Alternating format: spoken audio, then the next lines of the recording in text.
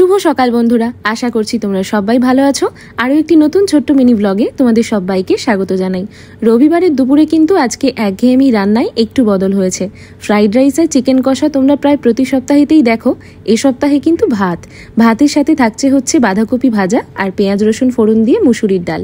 এই পেঁয়াজ রসুন ফোড়ন দিয়ে মুসুরির ডালটা কিন্তু অনেক রকমভাবে করা যায়। এই যেমন এখন করলাম, পেঁয়াজ রসুন টমেটোকে একসাথে তেলের মধ্যে দিয়ে কষিয়ে। আরেক রকমভাবেও হয়, রসুনকে আগে ফোড়ন দিয়ে পেঁয়াজকে কড়া করে ভেজে তার মধ্যে ডালকে ফোড়ন দেওয়া। দুরকমভাবেই খেতে আমাদের অনেক ভালো লাগে। আর সাথে যদি আলুর চোখা আর পাঁপড় ভাজা থাকে তাহলে তো আর কিছুই লাগবে না। আমার কাছে যদিও এই খাদ্যটাই সব থেকে প্রিয়। এই চিকেন কষা বা অন্যান্য ফ্রাইড রাইস বলো বা চিলি চিকেন বলো, এগুলো সবই বিলাসিতা। কারণ এই ডাল সেদ্ধ আলু সেদ্ধ ভাত হলে আমার আর কিছুই চাই না। এখানে এই চিকেন কষার প্রসেসটা তো তোমাদের প্রত্যেক সপ্তাহেতেই প্রায় দেখাই, এ সপ্তাহে একটু ডিটেলসে বলছি। পেঁয়াজটাকে আমি আগেই ভেজে নিয়েছি, আর তার আগে ভেজে নিয়েছিলাম হচ্ছে চিকেনকে।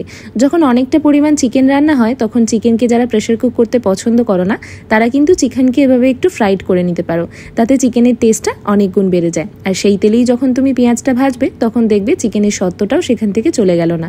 যেটা কিন্তু সিদ্ধ করলে অনেক সময় স্টকটা অনেকে ফেলে দেয় বা খেতে পছন্দ করে না, বা স্টকটা সেরকমভাবে দিলে হয়তো স্বাদ হয় না, মাটন টাইপ টেস্ট চলে আসে। যারা মাটন খেতে পছন্দ করে না আমার মতো, তাদের কিন্তু চিকেনের ওই টেস্টটা একটুও পছন্দ হয় না।